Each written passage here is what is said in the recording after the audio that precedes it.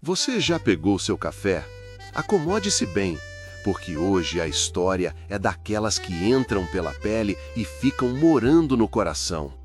Bem-vindo ao Um Café, Uma História. Hoje vamos viajar para o sertão da Bahia, onde a terra é vermelha e o sol guarda os segredos de quem ousa viver sob seu domínio. Esta é a história de Heitor, um homem cujo amor era tão forte quanto a seca e cuja esperança precisou ser mais resistente que o mandacaru. Uma história de partir o coração e, ao mesmo tempo, de acreditar que, no fim, o amor é a única colheita que importa. Se essa jornada tocar sua alma, não esqueça de deixar seu joinha e se inscrever no canal. Cada café compartilhado é um fio que nos une nessa teia de histórias. Agora, feche os olhos por um instante e me deixe te levar para o cheiro de terra molhada depois da primeira chuva. Nas profundezas do sertão baiano, onde o horizonte é um quadro pintado com tons de ocre, cinza e o azul implacável do céu, vivia Heitor. Sua aldeia, um punhado de casas de adobe com telhados de barro, parecia ter surgido não da vontade do homem, mas de um sopro da própria terra. Era um lugar onde o tempo escorria com a lentidão do mel de abelha jandaíra. A infância de Heitor não era feita de brinquedos, mas de sensações. Era o calor do sol que queimava seus pés descalços na terra rachada. Era o sabor do umbu azedo colhido no quintal.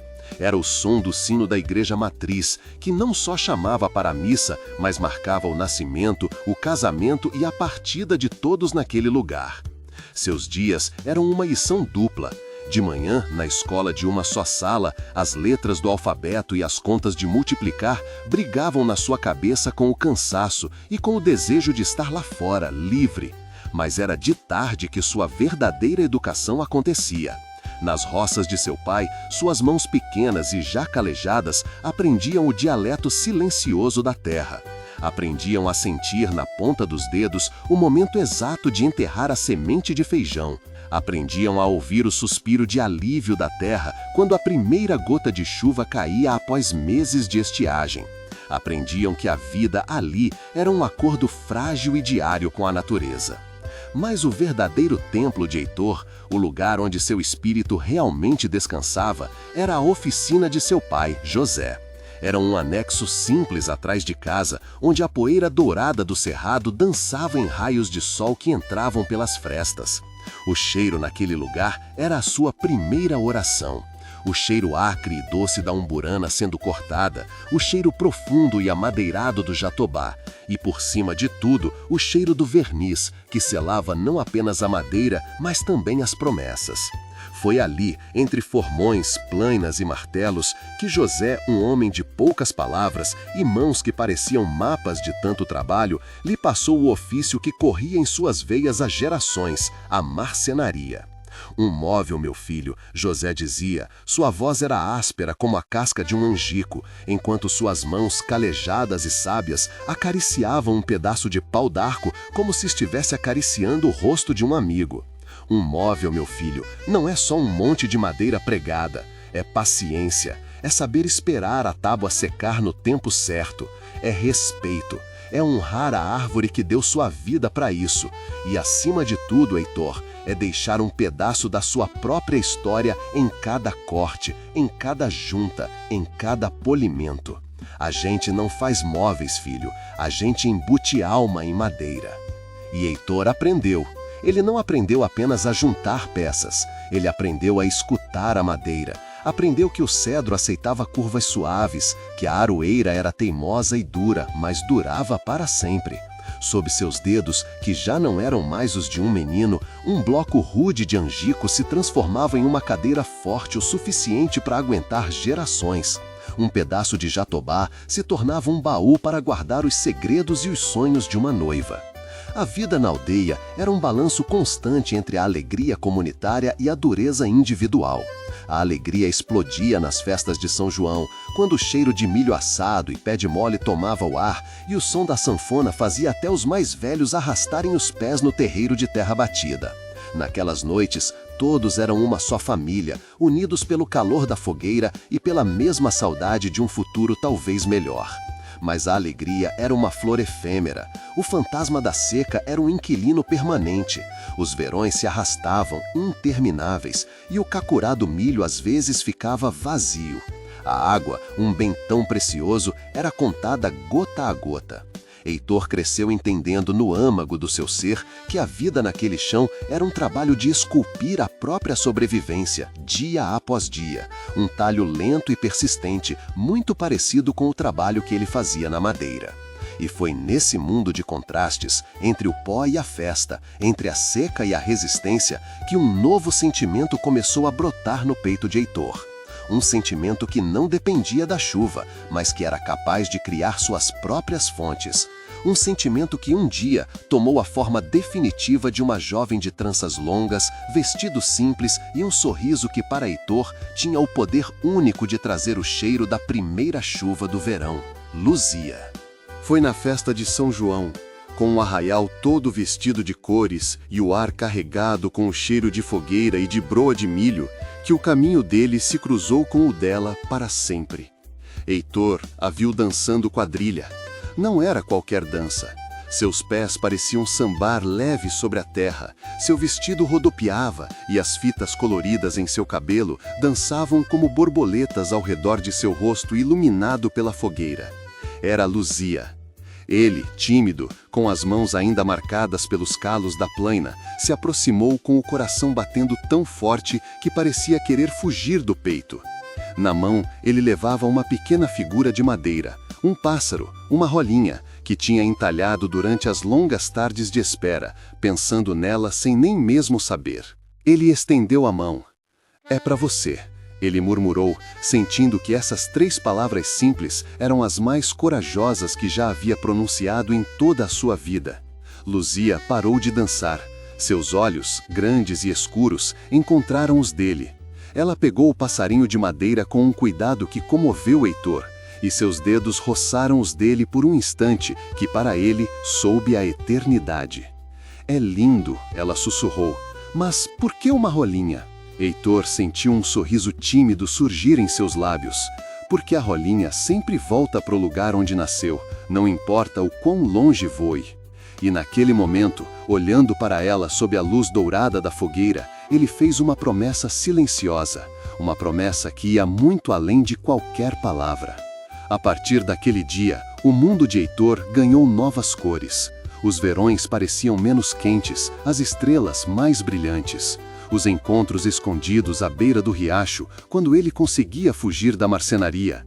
Os bilhetes trocados às escondidas, os olhares que se buscavam na missa de domingo como se fossem ímãs. Cada momento ao lado de Luzia era um tesouro que ele guardava com o zelo de quem guarda a última água no tempo de seca. Ele trabalhava na oficina do pai com uma paixão renovada.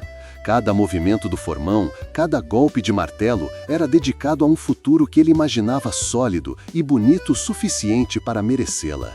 Ele já via a casa que construiria para eles, os móveis que ele mesmo faria, o sorriso dela enchendo cada cômodo de luz.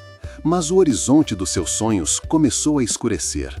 As notícias que chegavam de longe falavam de conflito, de um levante num lugar chamado Canudos, que exigia homens, jovens.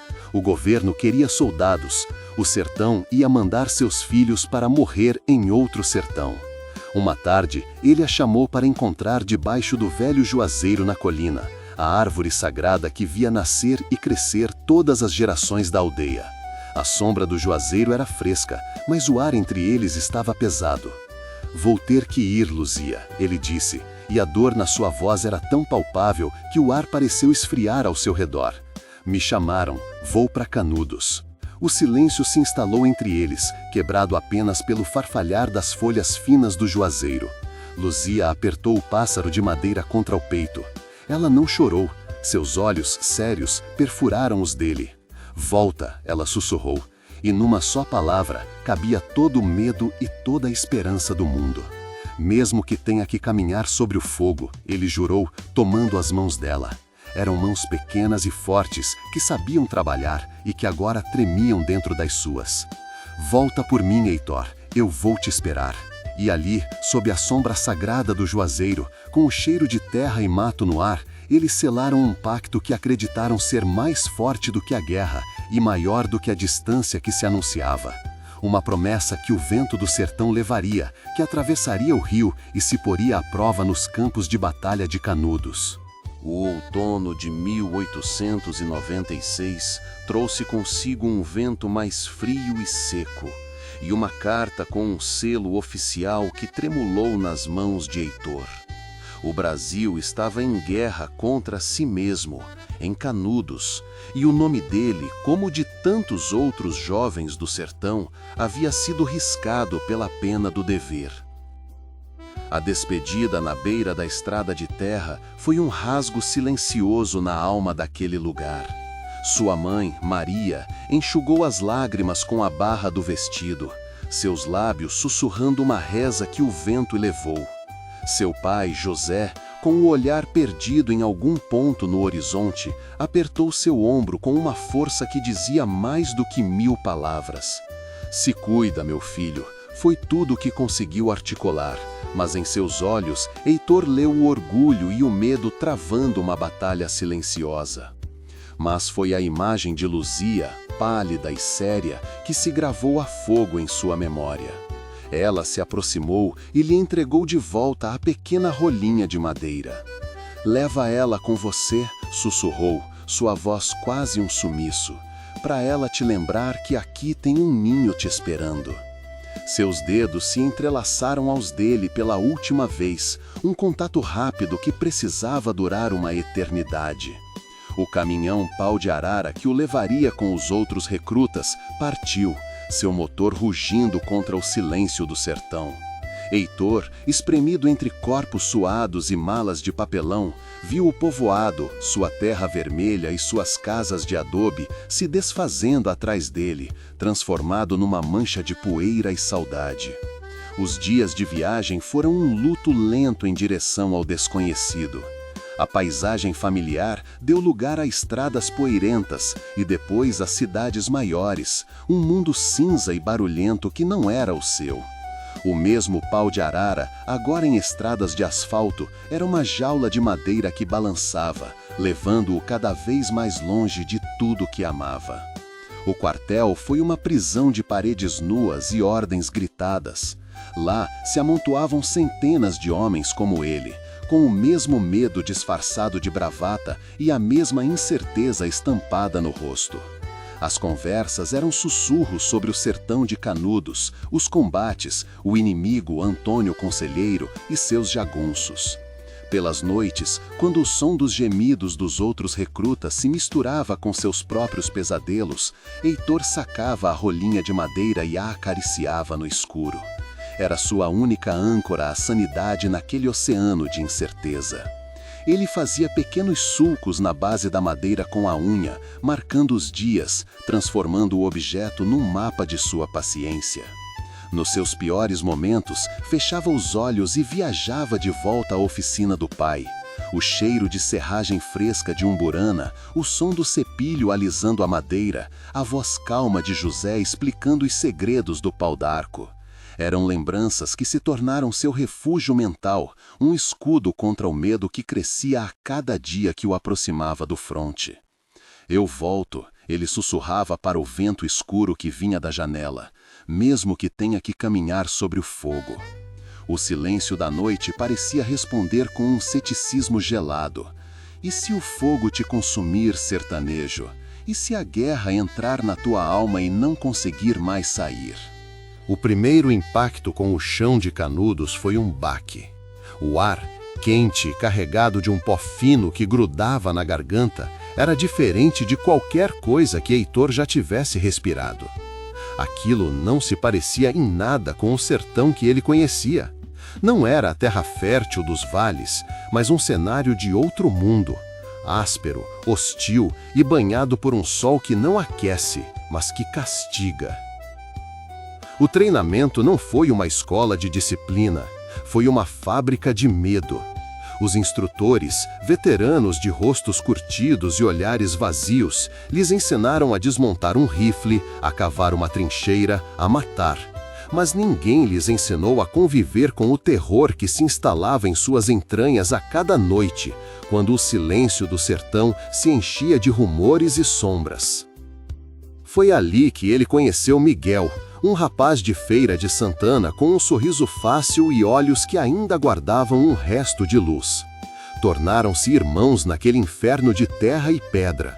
Juntos, dividiram a água escassa, as cartas de casa e o medo. Miguel falava da sua família, da loja do pai. Heitor mostrava a rolinha de madeira e contava sobre Luzia. Em suas vozes, o sertão da Bahia e o agreste se fundiam num mesmo anseio, o de voltar. Mas a guerra é uma devoradora de sonhos.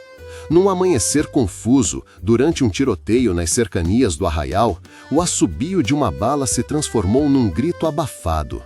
Miguel caiu ao seu lado, com os olhos arregalados, fitando um céu que já não enxergava. O sangue manchou a terra, vermelho e obsceno. Heitor o segurou, impotente, enquanto a vida do amigo escapava entre seus dedos. Foi o último sussurro de Miguel. Escreve para minha mãe. Essas palavras se gravaram na alma de Heitor, mais profundas do que qualquer cicatriz. A partir daquele dia, algo se quebrou dentro dele.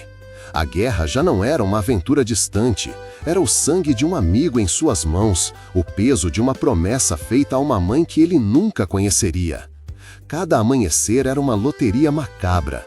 Ele viu rapazes da sua leva, com os quais havia compartilhado a viagem, caírem como bonecos despedaçados. Viu o horror em todas as suas formas. E no meio daquele caos, apenas duas coisas o mantinham são: a raiva fria de quem sabe que precisa sobreviver e a imagem de Luzia, que se tornou seu farol, sua prece, sua única razão para não desistir. Pelas noites, sob um manto de estrelas que pareciam indiferentes ao seu sofrimento, ele talhava pequenas marcas na rolinha de madeira. Cada uma era um dia a menos, um dia mais perto de casa, um dia mais perto dela. No meio do inferno de Canudos, as cartas de Luzia chegavam como milagres. Eram papéis dobrados e amassados, às vezes manchados de suor e viagem, mas para Heitor carregavam o ar puro do sertão que o viu nascer. Cada uma era um tesouro que ele lia e relia até decorar cada traço de letra, até imaginar a voz dela sussurrando cada palavra em seu ouvido. Querido Heitor, começava uma delas, o inverno passou e o juazeiro onde nos despedimos segue firme, resistente. Teu pai diz que a madeira de jatobá deste ano é a melhor que ele já viu, mas eu só penso que ela vai ser perfeita para o futuro que a gente vai construir. Heitor respondia nas trincheiras, com o barulho dos tiros e dos gritos como testemunhas de seu amor. Escrevia sobre o frio da madrugada, que não era o frio aconchegante do sereno, sobre a fome que não tinha o sabor do baião de feijão de sua mãe, sobre o medo que só era combatido ao se lembrar do rosto dela. Minha querida Luzia, escreveu numa noite, hoje foi mais um dia de sobreviver, mas a tua lembrança é a minha trincheira particular, o lugar onde nenhum mal pode me alcançar. Eu seguro a rolinha de madeira que você me deu e fecho os olhos. De repente, não estou mais neste sertão de guerra. Estou com você, sentado na soleira da porta de casa, e o seu sorriso é o meu único sol. A correspondência era uma ponte frágil sobre um abismo de incerteza. Às vezes as cartas se perdiam ou chegavam com semanas de atraso. Quando uma nova chegava em suas mãos, Heitor se isolava do mundo. Abria o envelope com mãos trêmulas, devorando cada palavra como se fosse ar puro. Numa delas, Luzia escreveu algo que lhe encheu de uma força renovada. O povoado parece mais vazio sem você, mas toda noite eu olho para as mesmas estrelas que você deve estar vendo, e eu sei que em algum lugar, debaixo desse mesmo céu, você está vivo e lutando para voltar para mim. Não deixa que essa guerra roube a sua esperança, meu amor, porque aqui eu te espero e a minha esperança é maior do que qualquer batalha. Essas palavras se tornaram sua armadura.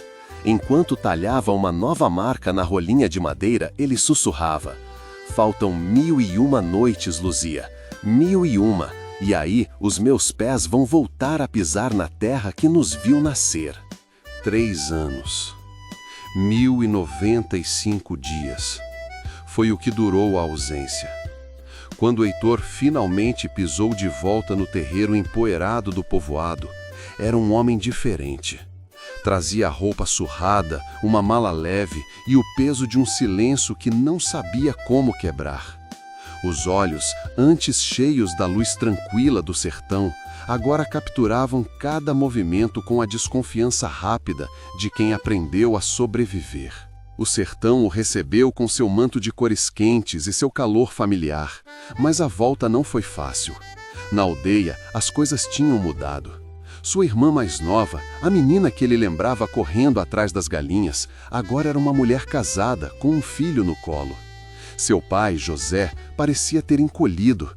Os anos e a preocupação estavam gravados em suas costas, que agora se curvavam um pouco mais. E sua mãe, nos olhos de sua mãe, Maria, ele viu o reflexo de suas próprias noites em claro. Mas o reencontro mais difícil foi com Luzia. Ele a chamou para encontrá-lo no mesmo juazeiro. Ela chegou com seu andar conhecido, mas com uma cautela nova. Ele, com as mãos agora mais ásperas e marcadas, tentou um sorriso que saiu torto. "Luzia", foi tudo o que conseguiu dizer. Ela o olhou e, por um instante terrível, Heitor viu em seus olhos que ela não reconhecia o jovem que havia partido. Ela reconhecia o homem que voltava, sim, mas havia um abismo entre os dois. "Seus olhos", sussurrou ela, "têm uma sombra que não estava." 2 anos. Ele baixou o olhar. Como explicar que aquela sombra era o pó de Canudos, era Miguel, eram os amigos que não voltariam? Em vez de palavras, ele sacou a volinha de madeira. Estava gasta, marcada por centenas de pequenas ranhuras, mas intacta. Ela a pegou entre suas mãos e pela primeira vez sorriu de verdade. "Você voltou", disse ela, e nessa frase cabia todo o alívio do mundo. Casaram-se num dia de abril, quando o sol do sertão já começava a queimar, mas o vento ainda trazia um frescor pela manhã. O casamento foi simples, na mesma igrejinha branca onde Heitor foi batizado. Luzia vestia um vestido emprestado e trazia a rolinha de madeira escondida no buquê de flores do campo. Ele, de terno que tinha sido de seu pai, via nos olhos dela a mesma mistura de felicidade e temor que ele sentia. Não houve banquete nem lua de mel. A noite de núpcias deles foi uma caminhada até o alto da serra, de onde se via o povoado adormecido e o vasto manto de estrelas do céu sertanejo. Ali, com o silêncio da noite como testemunha, juraram se amar para além da distância que se aproximava. "Para onde quer que eu vá", sussurrou Heitor, "só vou ser um homem pela metade se você não estiver do meu lado." Luzia apertou a mão dele. Não precisava dizer mais nada. A decisão estava tomada. Heitor iria para São Paulo. Um primo distante que já estava na capital garantia trabalho na construção de uma grande obra. Era a única forma de quebrar o círculo de pobreza que asfixiava o povoado. As semanas que se seguiram foram uma corrida contra o tempo. Os documentos, a despedida dos pais, a venda dos poucos bens que podiam ser convertidos em dinheiro para a passagem. E então, na véspera da partida, aconteceu. Estavam sentados no banco de madeira na frente de casa, vendo o sol se pôr. Luzia pegou a mão dele e a pousou suavemente sobre seu ventre. "Eu não vou ficar sozinha", sussurrou, e em seus olhos brilhavam lágrimas. "Eu levo nosso filho aqui dentro." Heitor sentiu o mundo parar. Uma onda de alegria tão feroz que lhe dobrou a espinha, seguida de uma dor tão aguda que lhe cortou a respiração. Ele ia ser pai. Ia perder os primeiros passos do seu filho, a primeira palavra, o primeiro riso. "Você tem que voltar", disse Luzia, com uma força que ele não sabia que ela tinha. "Não só por mim, agora por nós 3. No dia seguinte, no mesmo ponto onde o pau de arara o esperara anos antes, a despedida foi diferente. Já não era o adeus de dois jovens enamorados, mas a separação de uma família que mal começava a existir. "Para onde quer que eu vá", pediu Heitor, abraçando Luzia como se o mundo fosse acabar. "Igor, como meu avô." O motor do caminhão acelerou, um ronco rouco e desgarrador.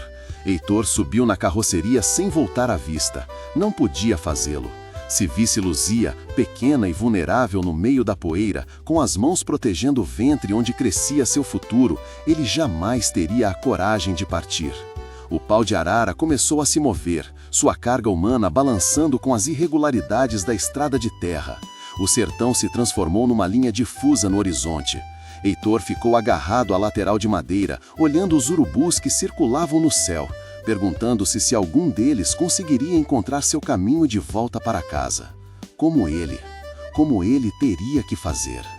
O pau de arara era uma jaula de madeira e arame farpado que avançava sobre a terra vermelha, deixando para trás um rastro de poeira e saudade. Heitor, entalado entre outros homens de rostos cansados e olhares perdidos, sentia cada solavanco da estrada de terra como um golpe direto no peito. Não era uma viagem, era um exílio forçado. À sua volta, uma pequena colônia de retirantes, sertanejos e sonhadores compartilhava a mesma sina. Homens com as mãos calejadas e os olhos postos em uma São Paulo que só existia nas promessas de quem já tinha ido. As conversas dentro do caminhão eram um mosaico de esperanças e medos. "Em São Paulo tem trabalho que não acaba mais", dizia um homem mais velho, o rosto marcado pelo sol. "É obra para todo lado, fábrica precisando de braço." "O meu primo disse que na capital até luz elétrica tem", comentava um rapaz mais novo, com um brilho de ansiedade nos olhos. Heitor ouvia em silêncio. Suas mãos, feitas para o desenho preciso da marcenaria, se apertavam com força na borda da carroceria. Não era o trabalho duro que lhe dava medo, era o tempo. O tempo que lhe roubaria de ver a barriga de Luzia crescer. O tempo durante o qual ela carregaria sozinha o peso da espera e dos preparativos para o nascimento do filho. Depois de longos dias, o pau de arara chegou a uma cidade maior, onde um terminal de ônibus interestaduais fervilhava de vida. Era dali que ele seguiria, de ônibus, para o sudeste. A troca de um transporte precário por outro um pouco mais confortável não aliviou o peso no seu coração.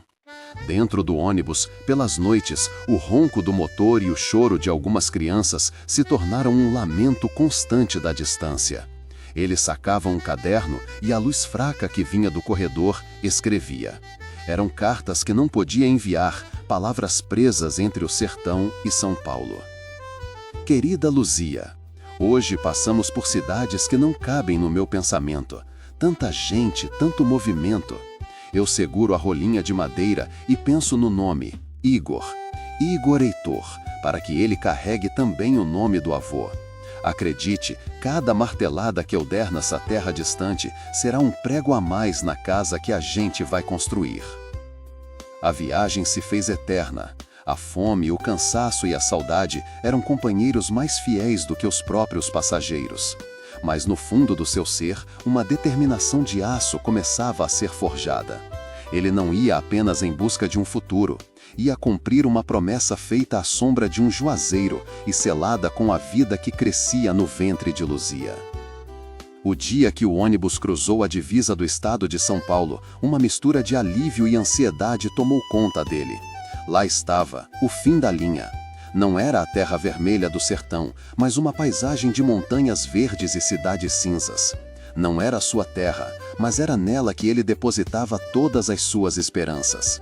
Ele pregou a rolinha de madeira e sussurrou: "Eu volto, Luzia, com o fruto dessa viagem nas mãos." A rodoviária da Luz era um formigueiro humano que golpeou todos os sentidos de Heitor. O ar, carregado de fumaça, suor e o cheiro doce de frutas passadas, era uma mistura de desespero e promessa. Homens de rostos apressados e ternos engomados passavam por ele, enquanto outros, com a mesma expressão perdida e as mesmas roupas empoeiradas do interior, se amontoavam em busca de direção. As vozes, num sotaque puxado e rápido que ele mal entendia, soavam como um código que ele precisava decifrar para sobreviver. A Terra Prometida era, antes de tudo, uma cidade de contrastes violentos. Prédios altíssimos que pareciam arranhar o céu se transformavam numa simples curva em ruas de terra com barracos de madeira. O barulho era constante. O ruído dos bondes, a buzina dos carros, os gritos dos jornaleiros e o falatório incessante. O sol paulistano, diferente do sol claro do sertão, era pesado, cinzento, carregado pela fumaça das fábricas. Seu primeiro refúgio foi uma pensão na Moca, indicada por um conterrâneo.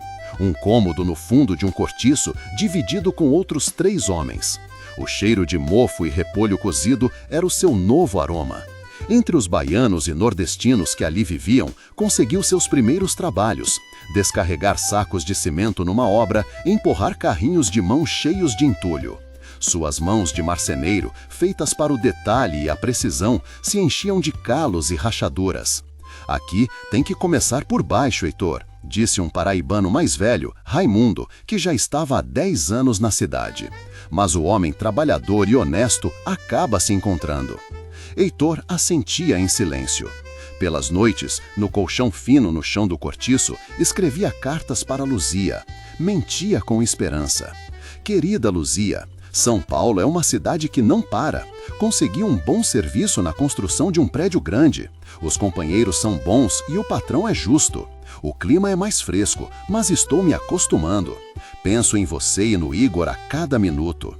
Não contava da fome que às vezes passava nos turnos de 12 horas, no olhar de desprezo de alguns paulistanos que viam nele apenas um baiano arretado. Não, essa parte da verdade não viajaria em suas cartas. Em vez disso, fechava os olhos e se agarrava à imagem de Luzia descansando. Uma imagem que desenhava em sua mente com tanto detalhe que quase podia tocá-la. Um dia, Raimundo o levou para uma obra no Brás.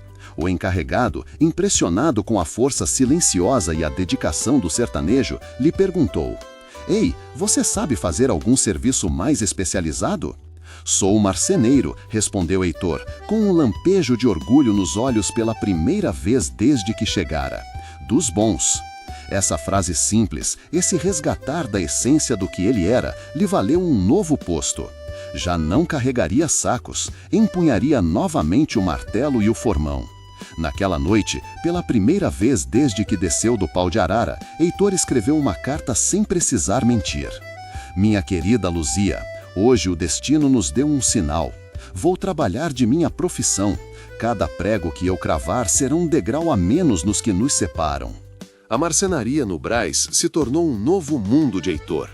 O cheiro de pinho e cedro substituiu o pó de cimento, e suas mãos, finalmente, voltaram a sentir a textura familiar da madeira.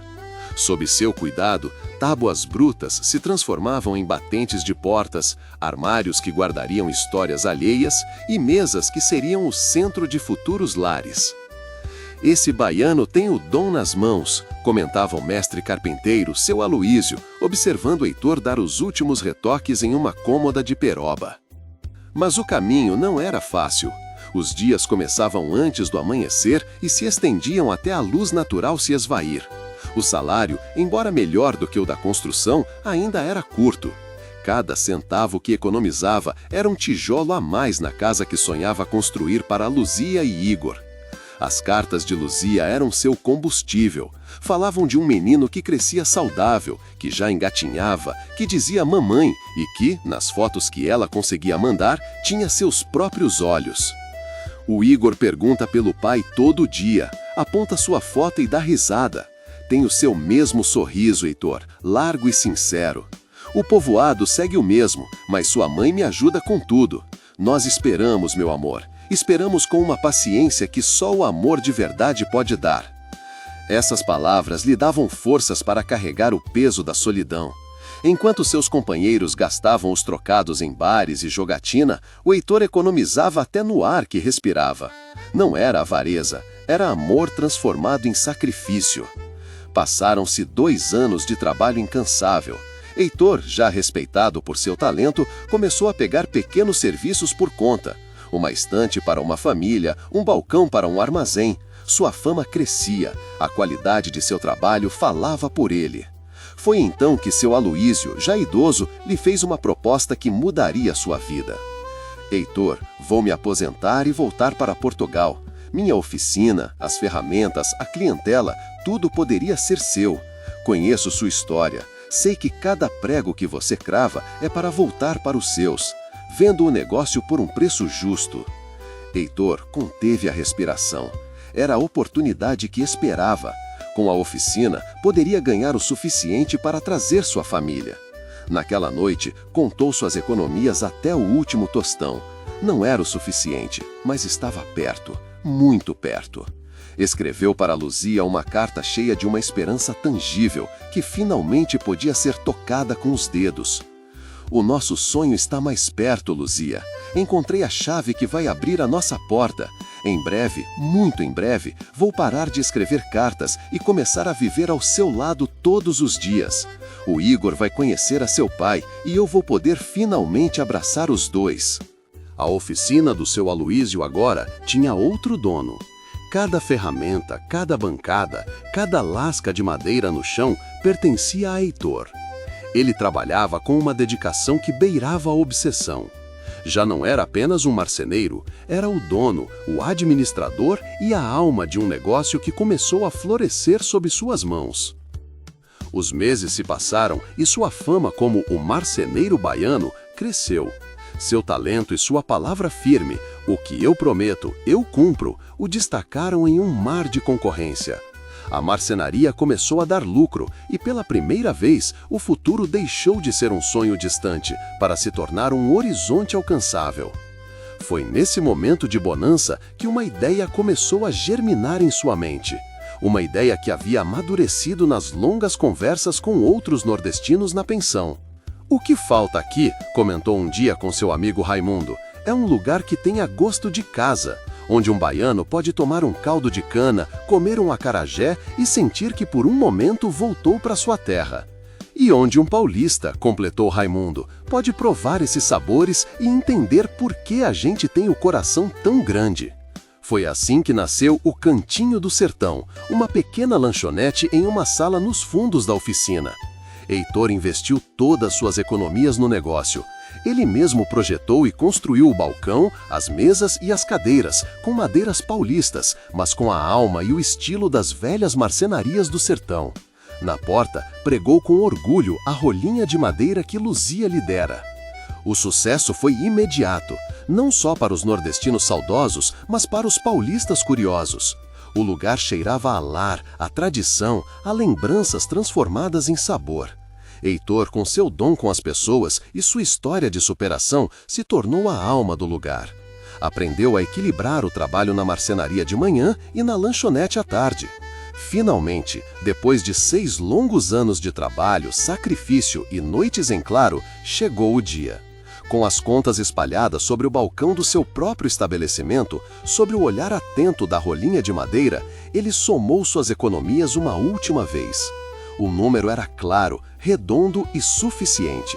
Suficiente para a passagem de volta, suficiente para construir uma casa digna, suficiente, finalmente, para cumprir sua promessa. Naquela noite, ele escreveu a carta mais importante de sua vida. "Querida Luzia, meu amor, faz as malas, finalmente vou voltar para casa." O ônibus entrou na estação poeirenta do povoado sob um céu de um azul intenso, como se o sertão todo tivesse decidido se vestir de gala para a ocasião. Heitor, descendo do veículo, não conseguia tirar os olhos da paisagem que se aproximava. 6 anos. 6 longos anos ecoavam em seu peito a cada batida do seu coração. Quando seus pés tocaram a terra batida, seu olhar buscou ansioso entre as poucas pessoas que aguardavam. E lá estavam, Luzia, mais mulher, com uma serenidade no rosto que não existia antes. E ao seu lado, um menino de 5 anos, com seus próprios olhos e o cabelo rebelde. Igor. Ao se aproximar, suas pernas quase falharam. Luzia deu um passo à frente, com lágrimas escorrendo por seu rosto. "Você voltou", sussurrou, e nessa frase simples cabiam 1000 noites em claro, 1000 cartas escritas, 1000 sonhos adiados. "Voltei", confirmou ele, abraçando-a como se o mundo fosse acabar. Em seguida, se ajoelhou para ficar na altura do menino, que o observava com uma mistura de curiosidade e timidez. "Igor", disse Heitor, com a voz embargada, "eu sou seu pai." O menino o olhou, depois observou a pequena rolinha de madeira que Heitor segurava em sua mão. Era idêntica à que sua mãe sempre lhe mostrara, dizendo que era a promessa de seu pai. "A mamãe disse que os passarinhos sempre voltam pro ninho", disse Igor finalmente. "E seu pai também", sussurrou Heitor, abraçando seu filho pela primeira vez. As semanas seguintes foram um sonho. O povoado inteiro se reuniu em torno do construtor que tinha triunfado em São Paulo. Houve festas, comidas e reencontros. Heitor conheceu seu filho de verdade, ensinou-o a lixar madeira, falou-lhe de São Paulo, levou-o para pescar no riacho. Foram dias dourados, nos quais a felicidade era tão tangível quanto o bolo de milho saindo do forno de sua mãe. Mas na quietude da noite, Heitor e Luzia falavam sobre o futuro. "A gente não pode ficar, Luzia", disse ele uma vez, olhando o fogão a lenha. "Em São Paulo, eu construí uma vida nossa, um negócio, um futuro. É lá que a nossa vida tá agora." Ela sabia. E mesmo sentindo o coração apertado com a ideia de deixar sua terra novamente, ela concordou.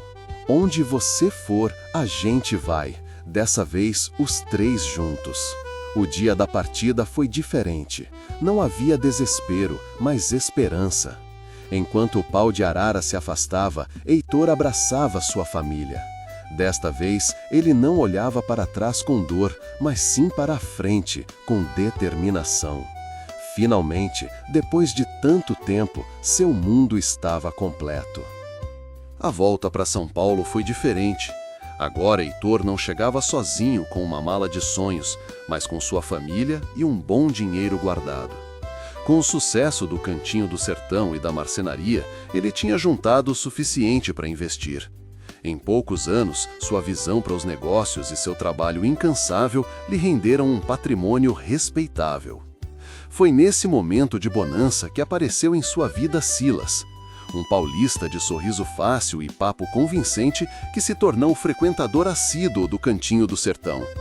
Apresentou-se como um corretor, um amigo que admirava a determinação de Heitor.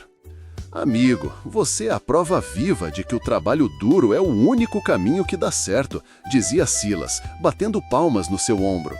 "Um homem como você devia era pensar em fazer o dinheiro trabalhar por você, em garantir o futuro da sua família." A confiança foi sendo construída aos poucos.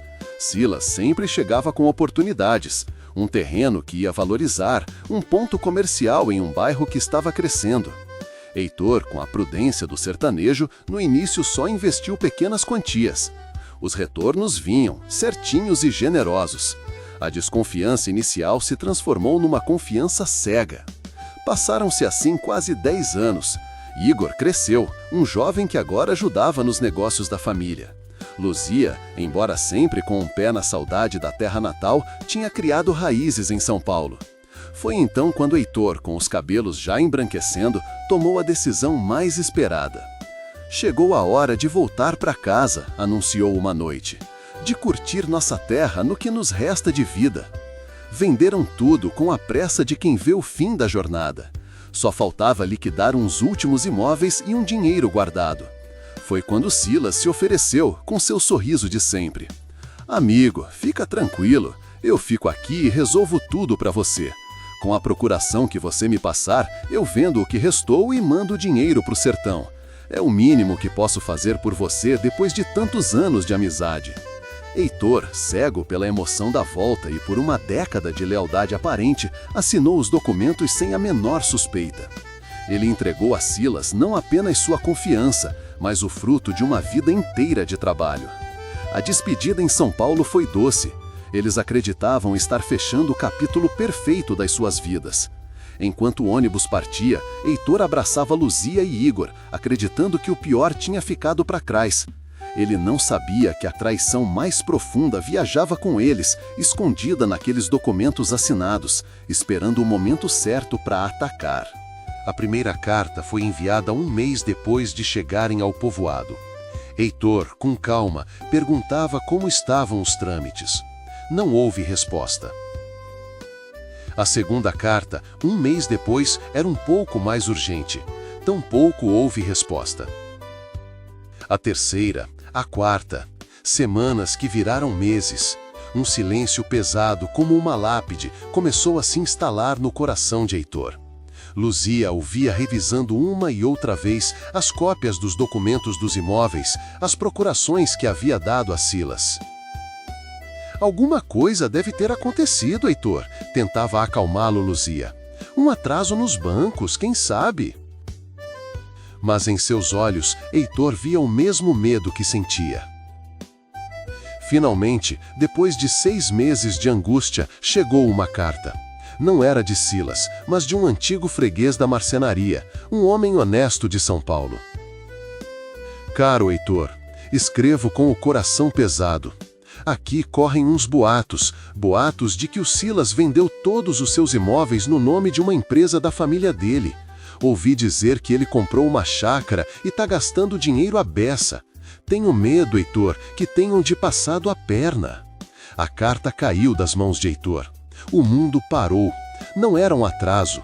Era uma traição calculada, fria, feita durante anos por um homem que se fez de amigo.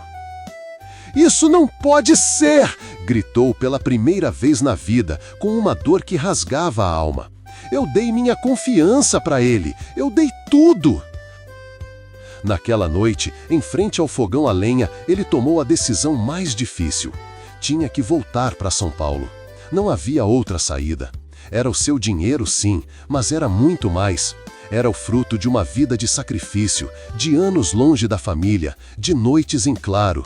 Era o futuro que havia prometido a Luzia e a Igor. Tenho que ir, disse com a voz rouca de tanto gritar e chorar. Tenho que encarar ele. Luzia, com lágrimas nos olhos, só conseguiu balançar a cabeça. Sabia que não tinha como segurá-lo. Sabia que a honra e a justiça estavam chamando. Heitor partiu de novo, mas dessa vez não havia esperança no seu olhar, só uma determinação feroz e uma dor profunda. Enquanto o ônibus saía, Luzia, no meio da poeira da estrada, sentiu um frio no coração que não era do sereno. A volta a São Paulo foi uma viagem fantasmagórica. Onde antes Heitor via oportunidades, agora só enxergava os cenários de sua própria ingenuidade. Cada rua, cada construção que havia ajudado a erguer, lhe lembrava os anos de trabalho que Silas lhe havia roubado. Ele não vinha para negociar, vinha para reclamar o que era seu pela lei e pela moral. No entanto, seu primeiro destino não foi o cartório ou o escritório de Silas. Guiado por uma saudade mais forte que a raiva, ele caminhou até o antigo endereço do Cantinho do Sertão. O negócio estava fechado, com um aluga-se na janela, mas através do vidro empoeirado, seu olhar se prendeu à pequena rolinha de madeira que ele mesmo havia entalhado, que ainda pendia, solitária e fiel, atrás do balcão que suas mãos construíram. Foi ali que Silas o encontrou. Chegou acompanhado de 2 homens de aparência dura, surpreso ao vê-lo contemplando aquele pedaço de seu passado. Veio buscar o passarinho, disse Silas, com um desdém que cortava a alma. É a única coisa que sobrou para você? Heitor nem sequer se virou. Sua voz saiu como um sussurro sereno e profundo, carregado de uma verdade que nenhum documento poderia anular. Vim para te lembrar, Silas, que promessa feita debaixo de juazeiro não se quebra com papel de cartório. Você pode ter roubado meu dinheiro. mas o meu nome ficou gravado em cada móvel que saiu da minha oficina, em cada laje dessas ruas que eu ajudei a levantar. Isso é algo que você nunca vai poder me tirar. Não houve um confronto físico, nem uma armadilha em um lugar escuro. Apenas o entendimento gelado de que alguns homens preferem apunhalar pelas costas. Naquela mesma noite, nas margens do rio Tietê, Heitor desapareceu para sempre, tornando-se mais um sussurro entre a poluição e o silêncio da cidade. Seu corpo jamais foi encontrado.